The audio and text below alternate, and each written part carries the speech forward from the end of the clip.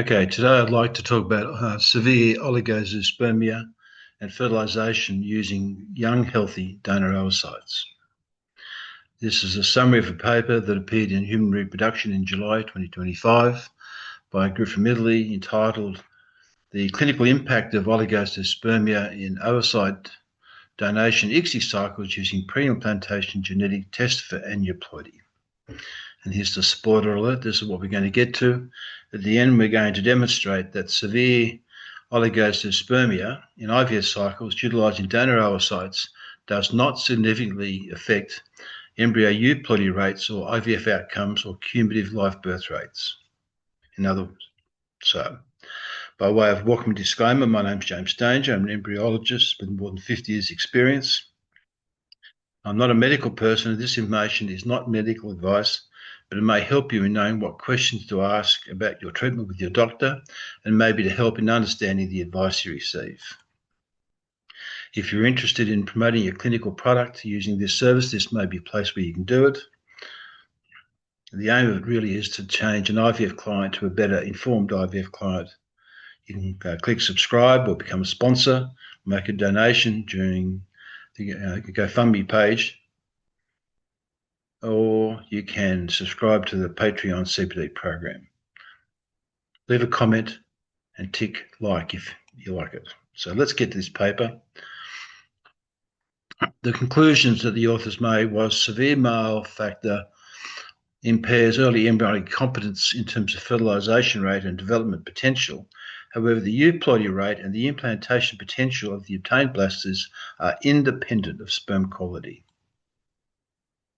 So, some background. Here's a paper from 2023, the impact of semen parameters on ICSI in an egg recipient cycle using PGT-A, and this was in 2023 from some Greek authors, and they concluded that in their retrospective study, non-obstructive azoospermia significantly alters early embryonic potential and live birth rates per cycle and embryo transfer, and in their hands, they thought it was associated with a higher risk of preterm birth. Another paper, the influence of male age on sperm parameters on blastulation and euploidy rates, published only a couple of weeks ago in June 2025. They found that both maternal and paternal age impact significantly on blastocyst euploidy rates. As a side effect, they also noted that severe oligospermia does exert an impact on fertilization, blastulation, and euploidy rates. In other words, there is this combining effect of both the age of the male and the female and sperm quality all has an impact on the number of blasters that you collect. So let's go and look at the paper in focus, the clinical impact of oligospermia. So the authors basically say that previous work has suggested that severe oligospermia is linked to elevated rates of chromosomal abnormality and altered rates of embryo development with poorer reproductive outcomes. Nevertheless, the precise impacts of severe male factor infertility on embryonic aneuploidy rates and the success in IVF in the context of a controlled female age in oocyte donation cycles with PGT-A is not fully understood. In other words, most of the work being done with oligozoospermia is using the woman's own eggs, where there is some aspect of egg quality impacting on the data. So by using donated oocytes, you basically create a system of only using healthy eggs and able to focus on oligozoospermia. So the study was a retrospective one over 690 cycles between 27 and 2023 across multiple clinics. The study was then divided into three groups: severe oligospermia, which is less than 5 million sperm per mil; moderate oligozoospermia, 5 to 16 million, and above 16 million sperm per mil were considered normospermic. ICSI was performed on all cycles using fresh sperm that were assessed by normal semen parameters. So the oligozoospermia is a definition of the semen sample using either fresh or frozen donated oocytes. All the resulting embryos were biopsied at the blastocyst stage, and all transfer were of single embryos performed in subsequent cycles after vitrification and warming. So the authors identified that the severe oligospermia group had significantly lower sperm motility, as you'd expect, and significantly reduced fertilization rates compared to the moderate and control group. So that was a p-value of less than 0.01, which is highly significant. But if you look at the fertilization rate, it's only dropping down from 78% to 73%. Really, it's not a big deal. There was no difference they observed in the blastocyst formation rate per oocyte, down from 5.8 down to 4.9, or the number of blastocysts per zygote, 1pn, down from 54% to 50%. So even that's significant, it's 0.06, it really is very little difference at all. Mostly due to reduced fertilization rates, the number of euploid blastocysts obtained was lower in the severe oligospermia group. However, this did not impact the pregnancy rate, the biochemical rate, or the clinical miscarriage rate, or even when all the embryos have been transferred, the cumulative live birth rate. The multivariate analysis showed no effect of severe oligospermia on aneuploidy rates, miscarriage rates, or live birth rates. One interesting aspect was the methodology they used for doing the PGT-A testing did have a significant effect, but we'll come to that a bit later.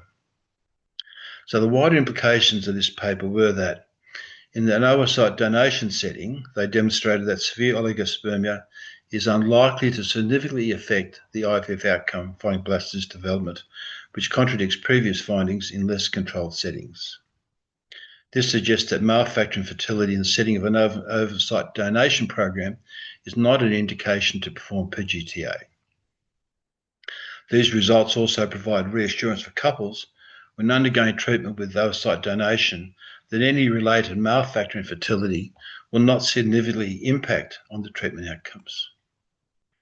So one aspect was the methodology that PGT-A lab used, their strategy was associated with the rate of euploidy blastocysts, but because it was really only on the number of euploid blastocysts, it did not really affect the outcome. There were always more sufficient euploid embryos to transfer. And to some extent, this was an issue of how you define mosaicism and aneuploidy and not euploidy. Of all the variables tested, only sperm morphology had a p-value of 0.08, which was almost significant. And in the multivariate analysis, severe oligospermia was not significant. The only thing that was really important was the methodology used. Now, you probably need to go back to the paper and look at that information specifically. This is not an open access paper, so you need to subscribe to the paper, but you do need to understand the methodology they used for defining euploidy, mosaicism, and aneuploidy vary between the three different methods, and that impacted on the euploidy rate. But if you look at the data, what they say, there's nothing to see here. The implantation rate with severe, moderate, and normal spermic cases, 69, 66, 66. The clinical pregnancy rate, 63, 62, 58. The live birth rate, 52, 53, 54. The miscarriage rate, 13, 13, 12. Now that's a little bit lower. The normal miscarriage rate's around about 20%. But because you're using embryos that have been tested for euploidy, you're getting rid of the chromosome abnormality rate for miscarriage. And this is the other factor miscarriage rate. And the cumulative pregnancy rate, when all the embryos that have been frozen have been transferred, basically the same. But look at this, 92%, quite remarkable. And I think it's largely to do with the fact that there are oocytes. Not significant, not significant, not significant, not significant, not significant. So this data, I think, is quite impressive and almost staggering in the absence of any severe oligospermia effect. It does illustrate the importance of oocyte quality in donor oocytes over all other factors. And that's a feature which comes through in recent publication, is that you do need really healthy young oocytes for maximum impact. Now, the cumulative pregnancy rate was 80%. This is regardless of sperm quality. In other words, in this data set, 80% of women will have a live birth after all the euploid embryos have been transferred. That is really quite staggering. When you do a multiple regression analysis, the things that were important, female age of the recipient, 0.07, that's almost significant. The male age, almost significant as well. The day of transfer was highly significant. That is, if you're putting back day 5 embryos, you have more pregnancies than if you're putting back day 6. And the age of the donor, totally non-significant. So the comments on the paper are: severe oligozoospermia may result in fewer embryos and maybe fewer euploid embryos. However, using younger, healthier donor oocytes, they may marginally result in occasionally fewer embryos, but not fewer euploid embryos. In reality, it made little difference in selecting an embryo for transfer or the cumulative live birth rate. They also, because they were looking at healthy oocytes, were able to make a comment. They considered that severe oligospermic males only contribute about 7% of the aneuploidy to the embryo. So most of the aneuploidy that occurred came from the oocytes themselves, even though they're healthy. And because of that, the authors suggested that using PGT-A may not be required for severe oligospermic males, given the likelihood of aneuploidy is similar to the normspermic males. So it may well be that an option for couples where the husband has severe oligospermia is to use donor sperm and the woman's oocytes, or maybe better still, to use donor eggs and the husband's sperm. But it's always got to do with the function of the female age. Lastly, the paper talked about a lower fertilization rate with oligozoospermic samples, but the data shows this was only from 77% down to 73% fertilization. In the grand scheme of things, this is negligible. This is because the sperm separation techniques and the sperm selection in ICSI means that the sperm used for injection were probably normal in most respects and healthy. Motility is a good judge of quality. And the PGT-A is starting to remind scientists and other staff that there are usually one or more viable euploid embryos in any cohort, and when transferred, regardless of gamete quality, are still able to implant and progress. And using pregnancy rate as a tool for looking at these things is a poor KPI. Finally, I need to make a comment on the notes about PGT-A technology, where there are 3 methods used over time to assess for euploidy and aneuploidy, methods A, B, and C. Once again, you need to go to the paper to see that.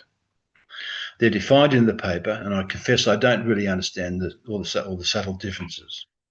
However, the data presented suggests that there was a difference in the euploidy rate from 60% to 80% with the different methodology. This is higher than reported in other papers, which is often about 40%, and undoubtedly influenced by the fact that they were using donor oocytes. But it means that the true euploidy rate may be influenced by the technology, and that embryos may not have been transferred where they otherwise could have been. This is a worry. But for couples where the husband has severe oligospermia, then take heart.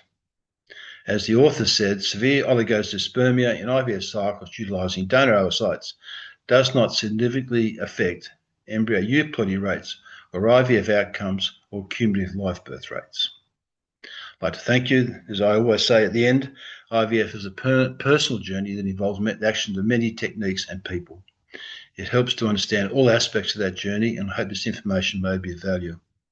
Tell others about it and press the like if you do. Okay, thank you.